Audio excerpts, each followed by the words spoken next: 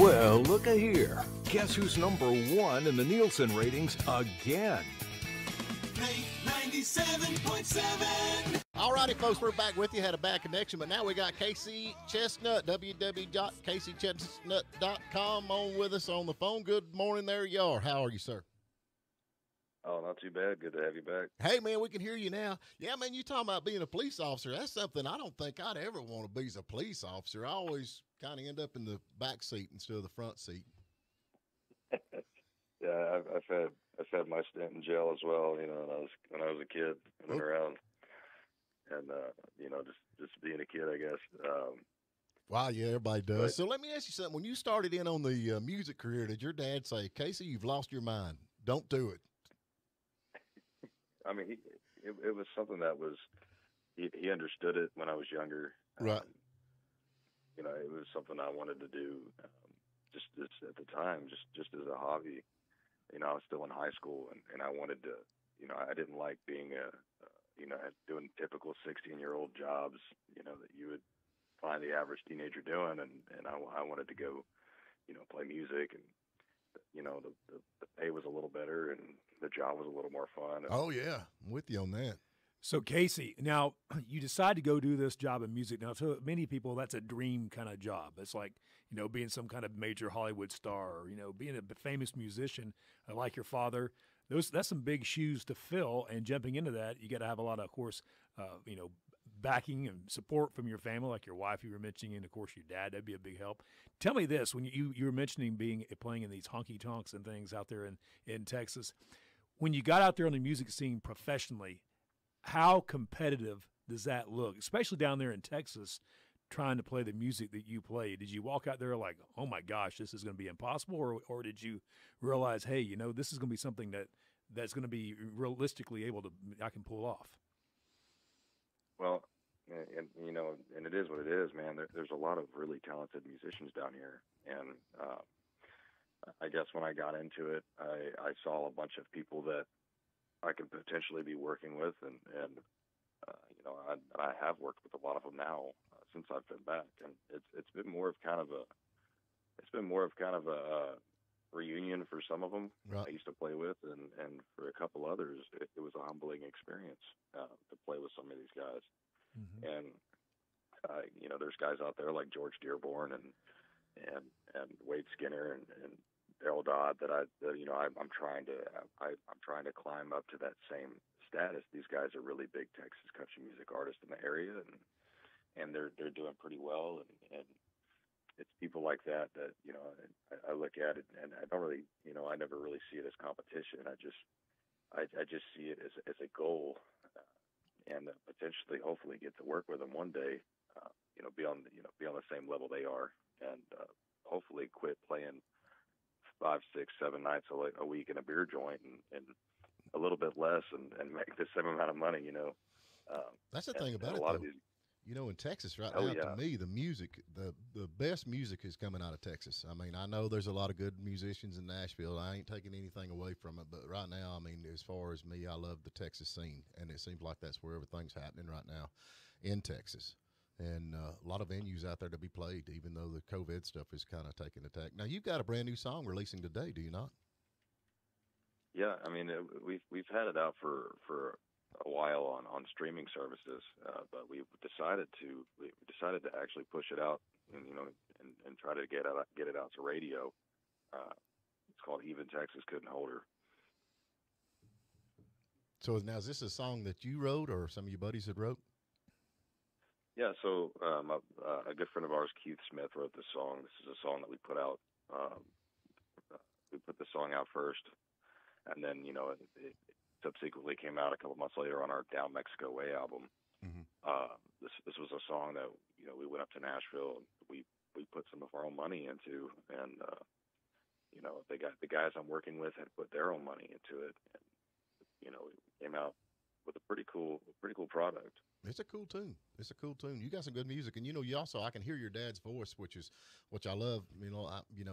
Your dad as far as the music he's put out in his voice, but you've got that Texas country voice, which is absolutely, I just love to hear it keep carrying on through the generations. And like I said, I appreciate you out there doing it on your own. And, I guess your dad, one of my most favorite songs that he ever put out, which was a remake of Love in the Hot Afternoon. I don't think anybody has ever redone that song any better than what your dad had done. I love that tune. And even my boys are listening to it. So it's really cool. So, but now y'all can go to CaseyChesnutt.com, follow him, see what's going on with him. He's got a cool story, like I said, in the military and the whole 9 yards. So now, are you signed with a label now, or you just got a booking agent? So both, kind of. I've got a couple friends that put together their own kind of independent label that I was really happy to sign on with. These guys are. It's really cool when you get to work with people you've known for years, because you don't have that. You don't really have some of the issues you do with some of these bigger labels or some of these, Right. And it's just, in a sense, it's funner. It's more fun, but yeah, man, we just hired on another booking agent who actually works with my dad. He reached out to me not too long ago, told me that he'd started a booking agency with a friend of his, and asked me if I'd want to work with them, and I was more than happy to take it. So Mike McCary's been working with my dad for years, and after he started that, he reached out to me, and I was more than happy to jump on board with him. And I told the guys that we, hey, this is our shot. This is our chance to go up to the next level, and we're definitely trying to take it and run with it now. There you go. I guarantee it. So how's your dad? How's he doing? He's doing great, man. He's actually still recovering. He had some complications, so he'd had a really extensive back surgery. Right. And it put him down for quite a while, and he had gone to the kitchen to get something. I'm not sure what exactly happened, and he fell and tore up his back again pretty bad. He actually had to cancel about 6 more months of shows. Mm-hmm.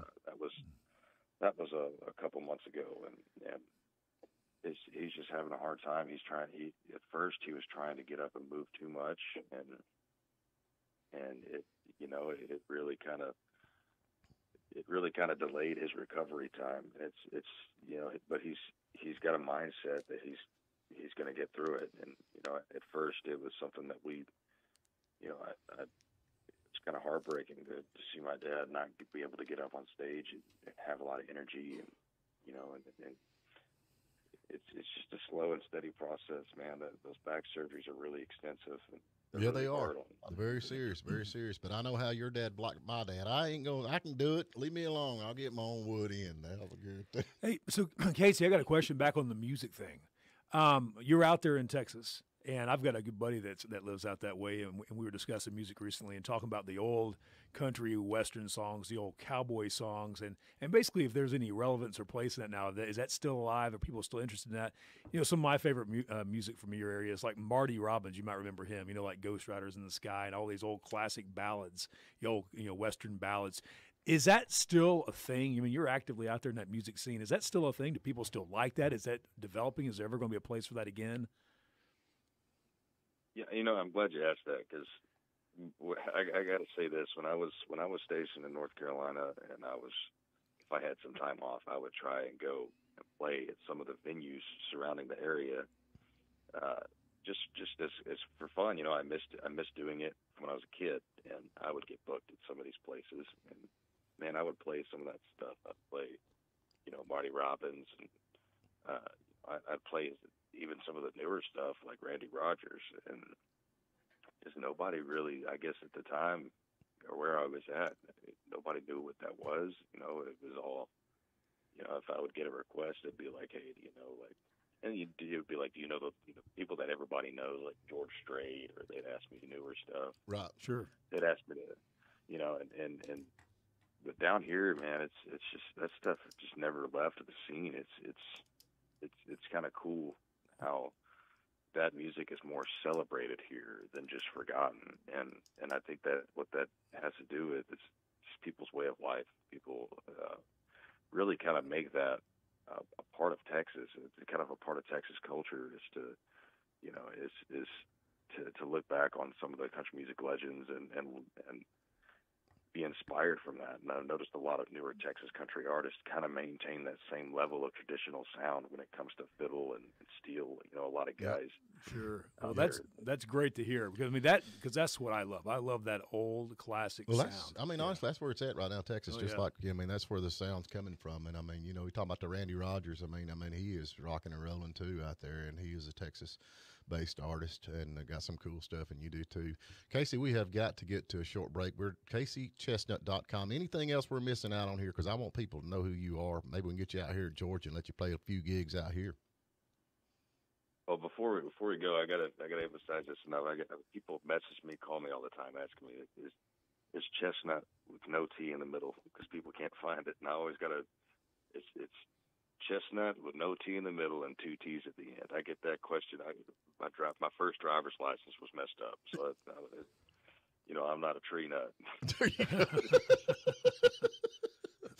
There you go. Well, man, I appreciate you getting up and talking to us. Like I said, we need to keep up with you. Like I said, I'd like to see you get out here at Georgia, but no doubt about it. And tell your dad we love him, appreciate all he's doing, and keep on carrying them tunes out there, man. We're hoping for a big career with you, man. Absolutely. Yeah, I'm hoping to at least, you know, get a glimpse of what he had back in the day, and try to reach that level as well. Well, you gotta keep playing them gigs, man. That's where it's at. It's a hard. Everybody thinks it's easy, but it's not. You know, looking from the inside out, it's a rough road to hoe.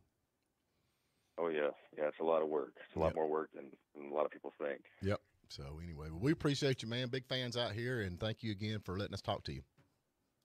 Hey, thank you guys for having me. All right, you take care. Thank you for spending a little time with us. And remember, you can tune in every morning at WJULradio.com at 8 a.m. Eastern. And please subscribe to our YouTube channel and like us on Facebook, The Morning Dish.